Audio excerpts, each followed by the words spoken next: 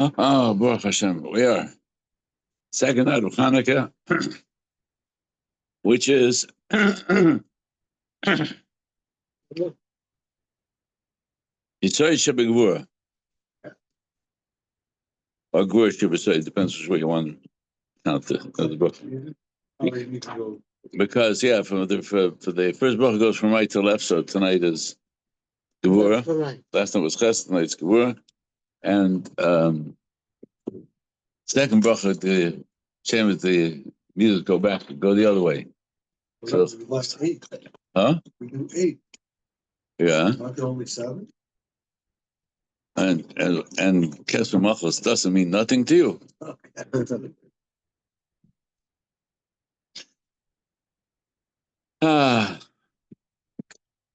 So it does sort of like ask for a little bit of an insight to what those meters do for Hanukkah, what Hanukkah does for those meters, because we do look at these meters when we do Kasper Soimer. So so we know that there's the structure of the 7 meters with which we can have say more or less direct relationship between ourselves and HaKadosh Baruch Hu, and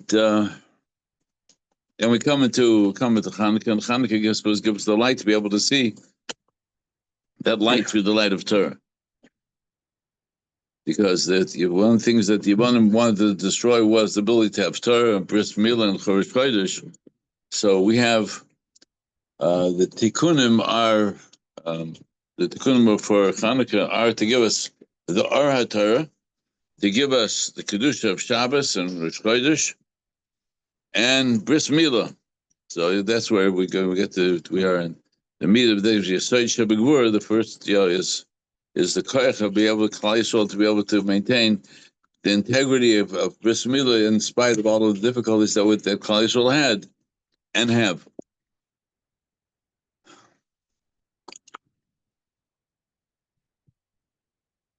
Look at just a couple of psukim of the parsha. So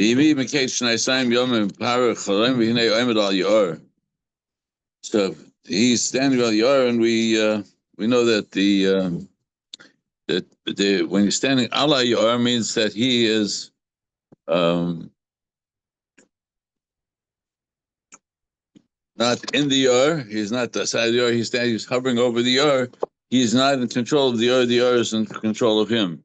Whereas when he repeats the dream, repeats the Chalaim, he says,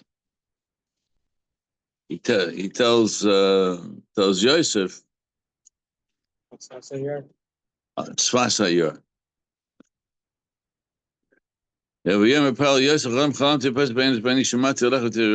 Okay, he tells him, Pasuk Zayin, Yosef, so there he's already talking about, he says he's trying to tell Yosef that he's the master of the Yaor. He's the ultimate power that the Yaor has made him into a god. And Yosef then tells him, you changed the dream. And that's what we say on Yom Chamishi. We said in the Yom today, Eidus b'Yosef Somer b'Tzeisa Aleres Mosayim Svas Le'Yadati Eshma. Right? So he says, one of the pshatim with the Gemara says that the Svas Le'Yadati, Svas, that you add Svas Le'Yadati, I didn't, that's not what part of the dream. Eidus b'Yosef, yes, Yosef's told, sorry, you're playing around with the dream, but I know the truth. But the whole question of one of the primary emphasis of these parshas are these chalaimos. We have Yosef chalaimos, we have Paros chalaimos, we have the chalaimos of the Saramashkim, which are in last week's parsha. The Torah is spending a tremendous amount of time giving us details about dreams. And so the question was, what the Torah could have given us the same, the Torah could have given us the same message without having to put it into dreams. That's a cool verses. Verses? Nevi'us, right. And since these are Torah, so they can't be just dreams, so there must be a aspect of Nevuah for all of these, because otherwise the Torah would not have repeated them. If the Torah was the Torah. Outside of Israel. Okay, well, that doesn't shame. But nevertheless, it would still have to be some form of nevuah. Whatever way you put it, would have to be described as some sort of nevuah.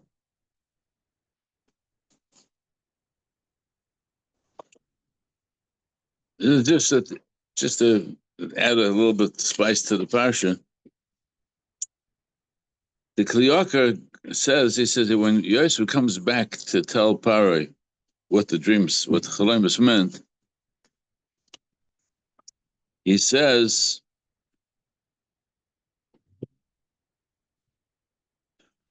Vayome, this pasuk Chafei, Makvit Mamal pasuk Chafei. Vayome Yosef al Paroi, Chalim Paroi Echadu. It's one dream. As Sher Lakim Yosef Yigil the Paroi. Sheva Poros Atova Sheva Shonim Heina V'Sheva Shibonim Atova Sheva Shonim Heina Chalim Echadu.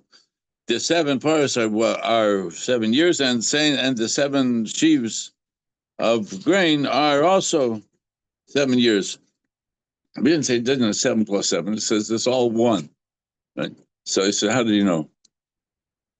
How do you know? Why didn't he say, like the dream was, Sheva Poros started, and then they swallowed it, and then he didn't see. Yosef breaks apart the Chalamis.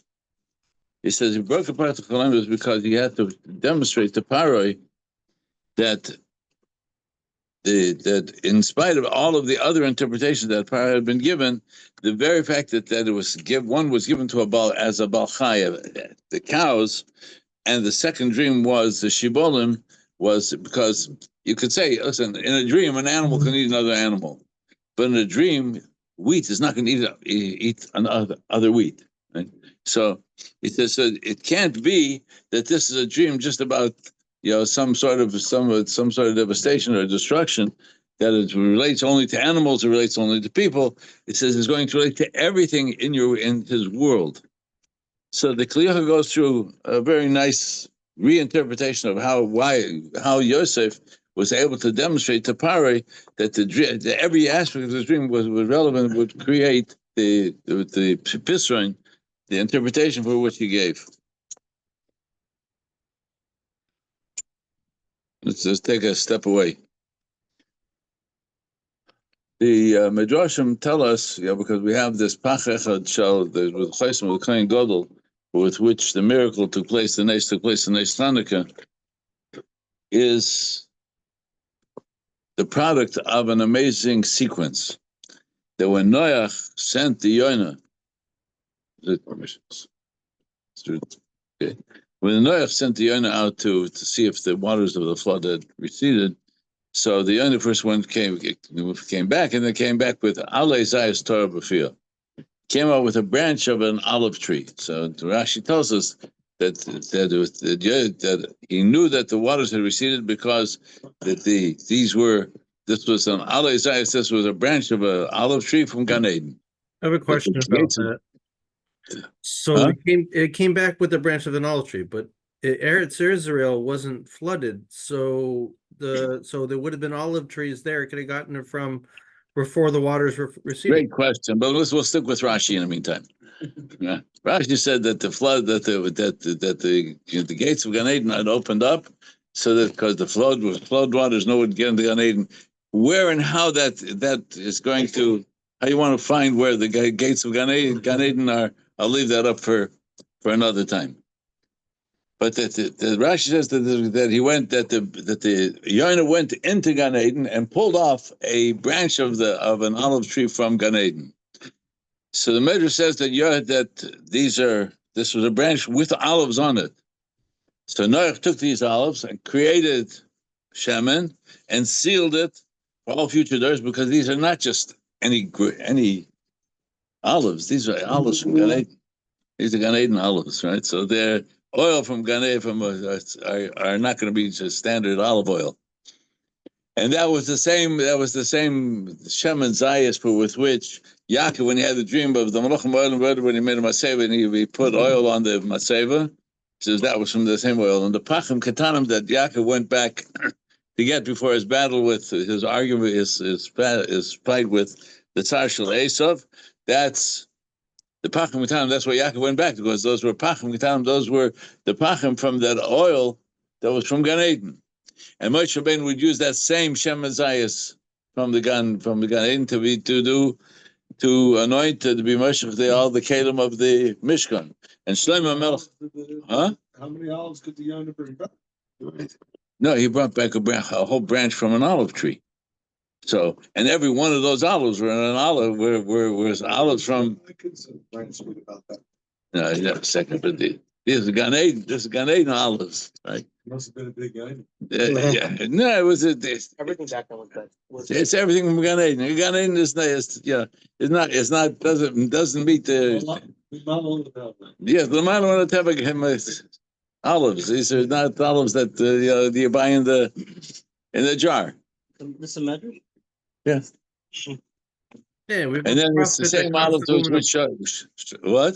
We have a prophet that had an empty vessel pouring out a bunch of That's olive right. oil. This is the type of olive oil that Elisha told the lady she kept on pouring, right?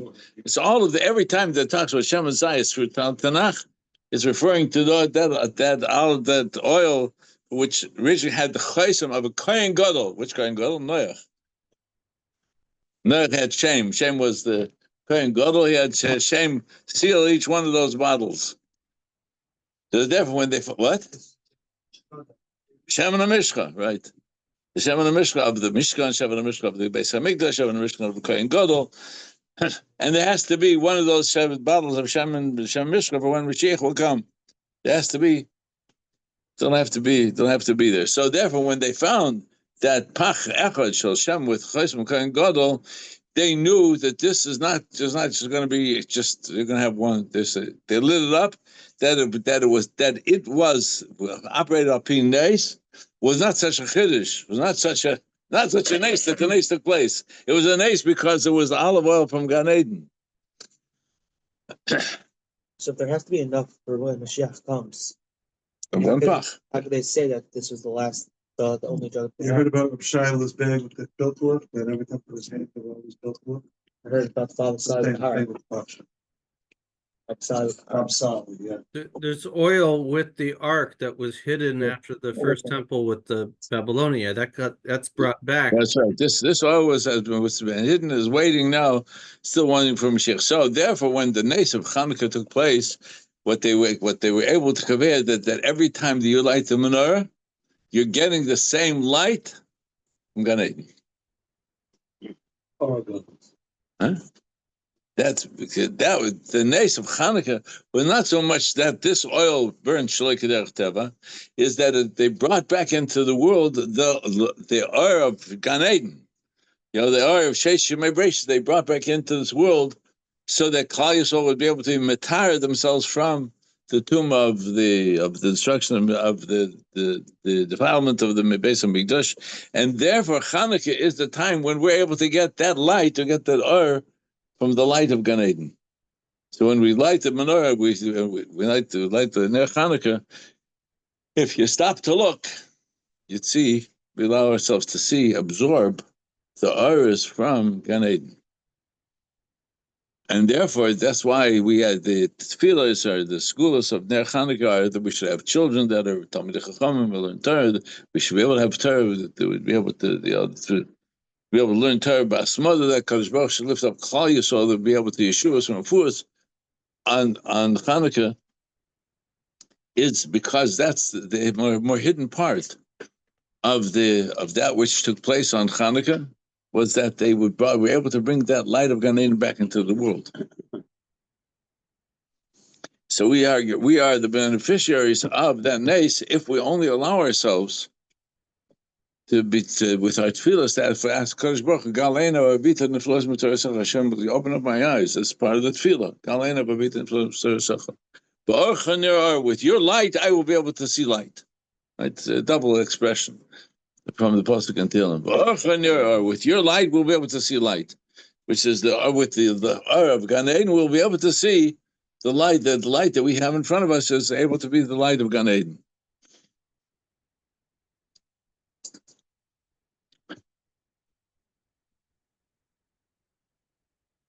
So if that's the case, then at this time of the year, when it's so dark, so that the light becomes more obvious. When it's the darkest time of the year, it was able to see the light better. If it be bright daylight, you wouldn't be able to see it. The light would not have such strong effect, not strong impact. But because it's dark outside, so therefore we're able to, give him a hand. Yeah, there we go. It's such an honor to have you with us, Moshe. Thank you.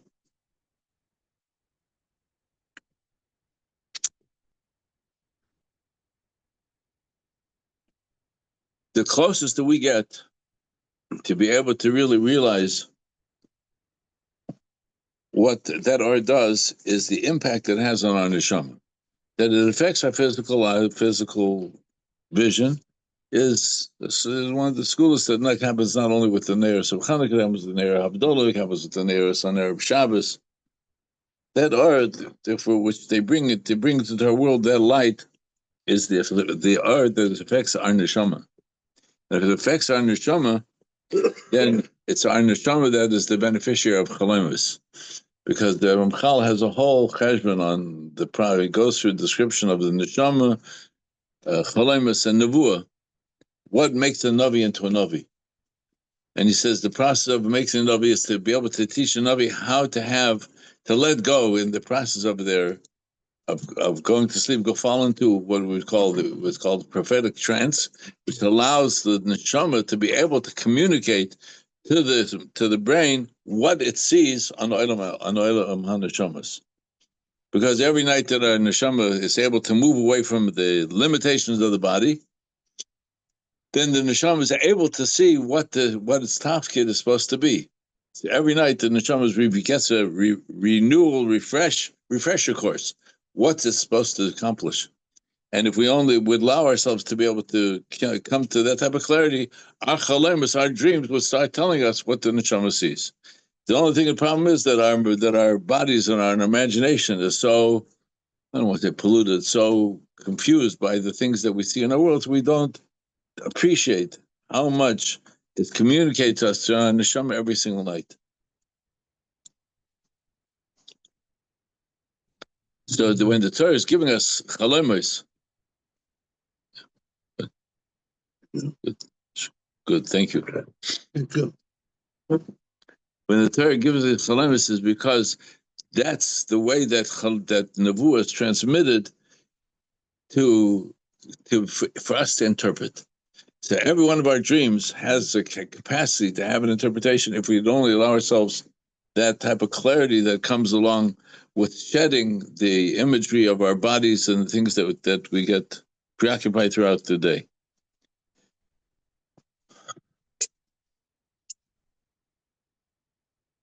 So therefore, Pisron Chalemus has been part, the interpretation of dreams has been part of Klal Yisrael since Yosef. Because the Torah tells us that take your dreams seriously. Then you have to ask yourself, what are you looking for? Before you go to sleep, what do you want to see?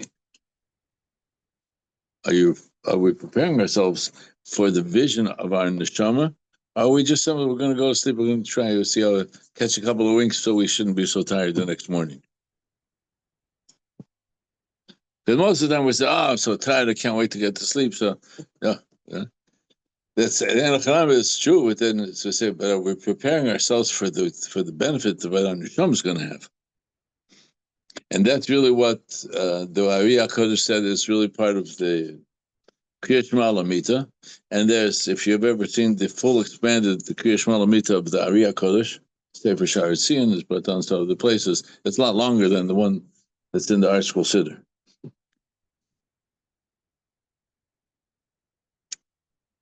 Because it's how to prepare ourselves, how to prepare the vision of our neshama, our vision or our comprehension, so that we can be aware of what our neshama message our neshama is getting and trying to give us. So they say. So Bacham says, of course, our dreams get confused by the events of our daily life and the things that we eat and the chemistry of our bodies. However, the neshamas, the moment that we get into sleep, our neshama is able to move into a level and with which it is able to see exactly what our neshama is supposed to accomplish. And for our neshama, past, present, and future are irrelevant because the neshama is l'mayla min hazman. So what does Right? it That's mean why if you have nightmares? That's why they're nightmares too. Yeah, your nightmares. He says the nightmares. When you get a frightening dream, it can be that we're giving a warning. We're giving a warning of things that might be harmful to us, and therefore we wake up from a nightmare. The first thing we got to do is do tshuva, rather than go running around saying I'm afraid. It's the yira, the fear that comes of a nightmare, is because the neshama is telling us that it's what for us to be afraid of. And we just then stop and think, okay, well, how do I deal with the things that are threatening us? We go back to Torah, Tshuva, and Tefillah. These are the tools which give us the ability to be able to handle what our neshama is able to see. So to ask you, we could ask ourselves, what are our dreams? What are we dreaming? What do we want to see? Well, how are we preparing ourselves for it? So besides the Kriya Shema Lamita, which includes a whole process of tshuva, vidui, the long version, which is brings us, if you say, before Tikkun Chatzos or after Tikkun Chatzos, an awareness of something that is being asked for us, that we're looking for, that's greater. We're looking for to be able to see, to be part of the Gula Shlema, to bring the Gula into our world.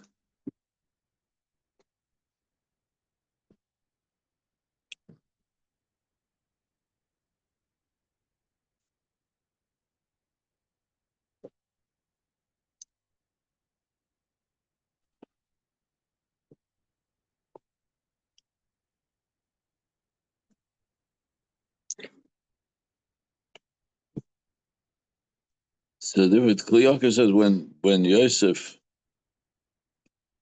saw and understood the dreams of Paro, he understood that there is a din v'cheshbon that is being given for a much greater purpose than just the politics of Mitzrayim.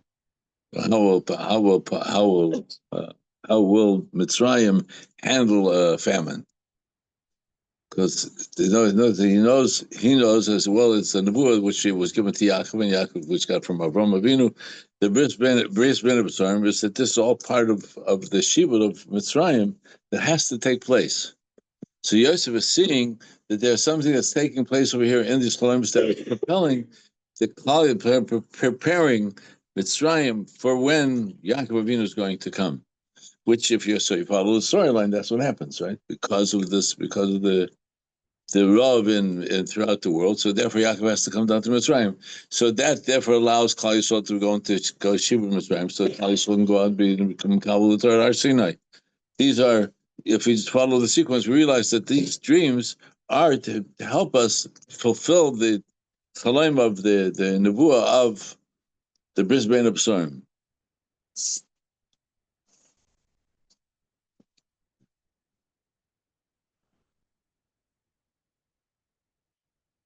Yosef's second dream that he had still in his father's house was the prelude to these dreams. Yes. And also probably, and as we talked about last week, which was that Yosef was not only seeing a dream that the stars and sun, which Yaakov says, your mother and father are going to bow down to you. So no, this is the power that was given to Yosef and to Klal Yisrael, that we would have the power over the sun, the moon, and the stars.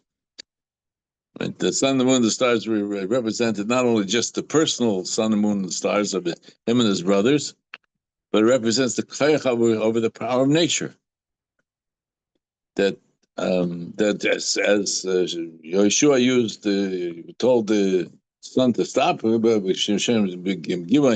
tell the sun to stop. That was the power was given because Yeshua came from Shevet Yosef, Ephraim, and therefore he was the power to tell the sun to stop. How do we, when was given that power? In that dream, when he saw that Hashem they become my servants. They become my servants. Then when nature becomes our servants rather than when we become slaves to nature, then we have the power to change the events of our world. Our world are only limited by the hiddenness that of this on the surface, just like our body, our mind hides the vision of our neshama. Our vision of our neshama is capable of seeing Don L'Maylam and Ateva. So it just answers just offhand the whole discussion of Gilgul. The neshamas have a Gilgulim. It's the neshamas. The neshamas don't change. The bodies change. The neshama remains the same. It's just that with different bodies will attach itself or attaches itself to different bodies to accomplish what the purpose of that neshama is, an ultimate purpose of Olam Haba. So how do you prepare yourself? How do we prepare ourselves? You guys have to go through, at this point, somewhere between 16 and 18 years of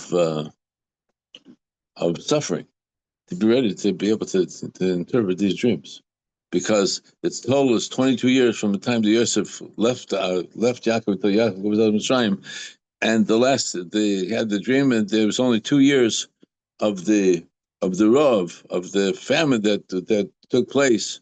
So 7 years of plenty plus those 2. Then back off out of the 20. Back off those 9 years off of the 22 years, and you have it was 13, 15, 14 years in which Joseph was in either in the base Paitifar or in the bar in the prison. That's a long time. We didn't have the we take a look at the story. The storylines makes it sound like it happened really quickly. It didn't. It happened over a period of 22 years. So the 22 years, a lot of things you think that are taking place, we don't keep track and say, well, this year I was given this message, and this year I developed this koyach, and this year I learned how to become how to daven. I learned when I was how old was I start to learn daven. That was this period of time: childhood, teenage, adulthood. Building families, we have a tendency to get lost in what we call the length of our lives, and not to see that it's all one journey, or part of one journey for our neshama. Our neshama is capable of seeing all of this in skir achas, in one view. So it's brought down. The Ari brings down. There's two different versions of it, of how to prepare ourselves. Besides the process of tshuva that we should do before we go to sleep, din b'cheshbon, is to take a look at our neshama. What does our neshama look like? So it says that we know that the letters of our Hebrew name, a name that we're given at birth, are the koiches of our neshama. That's the piece of nevuah that every parent is given to give that name to the child, because the name has to match the neshama. It has to match the neshama. Then the name is the key to our neshama. So he says, so there's one way is to envision our name with the Isis of neshama in the middle of it, and the other is to envision our name with the Isis of Yekevavke in between. And I said to think about it, to meditate on it, to be aware that we're about to allow ourselves to go to sleep, and so our neshama can communicate to our mind what the proper purpose of our neshama is.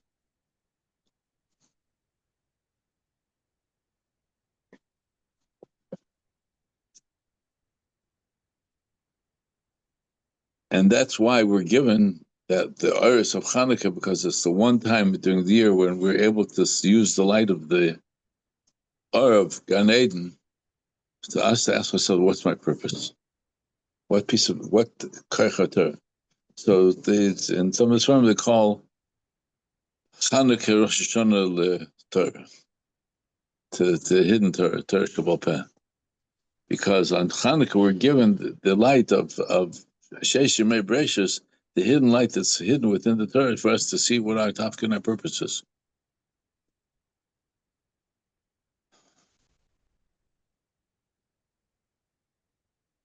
See, in our family, there's one of the family's stories that are told. Someone had asked my grandmother, Allah Shalom, the Rebbetzin from Milwaukee, why she was Rechav of all of the. He said, when my Seder Baba came to the United States in the mid 1920s, and there were other Rebbes that came at the same time. Very few of them remained. Their children remained Hasidim. Some of them, children didn't even remain from. So somebody asked her, why were you Zechet that all 5 of your sons should become Chassidim, Talmid Chacham, keep it der Chater, when so many others didn't? So she said because when she was 5 or 7 years old, the first Reb Shlomo Baba, the first Baba was still alive, her grandfather. And they went to watch him the Chanukah, and he would sat there at the Chanukah, and she saw tears running down his cheeks. So she went up. She was 5 years old or so. 7. She went. Zayd, why are you crying? He says, I'm davening. He looked at her. He said, I'm davening that you should have ehrliche children. Okay, she said, very nice. She stepped back. They sat longer. So she walked over to me and says, why is the Zayd crying now again? I was going to say the Nachamel. She says, I'm aspal that your children should have Beilut Shadichim. She says, she said, in schus of those tefillas, she was able to have children who were all Yerush Shemayim. So, that's the story. It's told over and recorded many times. And then it says that, what are we davening for when we sit by the Chanukah? What are our tefillas? We didn't think about our children, think about the future there, talk about the tikkun would change our world. Lo Nizar is part of the tefillah. So you Zar is Oiskim B'Torah mitzvahs. Ahuvim L'Mala V'Nachmodim L'Mata, that our children should be those who which are beloved in Shemayim and loved on this world, valued on this world. If we spend the time to look at what light are we looking for, what's our dream? What do you look? What kind of clarity do you want to come out of this dream that we call Hanukkah? Hanukkah is the ability to create something greater than concerts. Hanukkah is able to create a tremendous light in this world, bring light into this world in a place where light never gets to. So the Baal Shem said, the Maranaim brings down the Baal Shem, says that the reason why it says that the Neros of Hanukkah should be below 10 Tvachim. It says even though the Zohar says that the Shekhinah never goes below 10 Tvachim, but the Neros of Hanukkah are capable of bringing light down to levels where the light never gets to any other time of the year. So therefore you keep the Chanukah low, within 10 Tvachim off the ground, in order so that you could say the light gets all the way down to the bottom. It's one of the stories, again, that are part of the legacy, is that the Zayda Matala went was traveling around Chanukah time, and he went to Talna. Abdul Talna was the son of the fourth or fifth son of the Chernobyl Maggid. And Abdul Talna was known with tremendous pekech, and he would talk sometimes with riddles, challenge people. So he was there. He was in Talna for Hanukkah, and Abdul Talna walks into the Olam was waiting for the Rebbe to come into Hanukkah Lecht, and he walks into the room. He walks up. There's a very tall chassid. I remember his name. Yankele Dohecha. So he went over to him and says, Yankele, says, your wife is very short, isn't she? Yeah. He looked at it says, let me ask you something. When you talk to your wife, you want to tell her a secret. Do you bend down to her, or does she put her on her chair so she can whisper in your ear? So the chassid knew that there was no answer. He blushed, he turned, and he didn't answer. And then he went about the Chanukah Lecht. Right? So the Chassidim looked, they said, what just happened? So the Zedel Motel was there, so they said to him, says, do you know what happened to me? He says, yeah, it's very simple. He says, it says the Neres Chanukah, you light below 10 Tvachim, in order to, because the light of the Chanukah can go down where light can never get any other time of the year. She says that the example of that is a husband bending down to tell his wife a secret. He has to bend down, just like we have to bend down, bring the Uris down to. So it seemed, very good. Now they understood what the Rebbe's mashal was. Okay, so the next night, Abdul Tal came in and he said something. Which says, and he turned to the mother of his nephew. He says, last night you figured it out, but tonight you're not going to be able to guess. You won't guess what I mean. These are stories that tell us that the Neres of Chanukah contain within them the ability to be able to be piston chalemus, to be able to interpret our dreams. If we only allow ourselves to use the koyach haneshama, the light of the Neres of Chanukah, to reach our neshama, to reach our vision, to purify our thoughts and our vision, so that we could be zeicha, to be able to see the light that is available to Chanukah, be zeicha. So therefore, tonight, which is Yisrael Shebegvura, that we allow ourselves to see the koyach HaKadosh Baruch Hu, to be metar our world with koyach HaGvura, and bring the tikkun HaYesod down to us in all levels of our world. That this will give us the ability to be able to see the iris that will bring us to the Gula Shalem. Amen.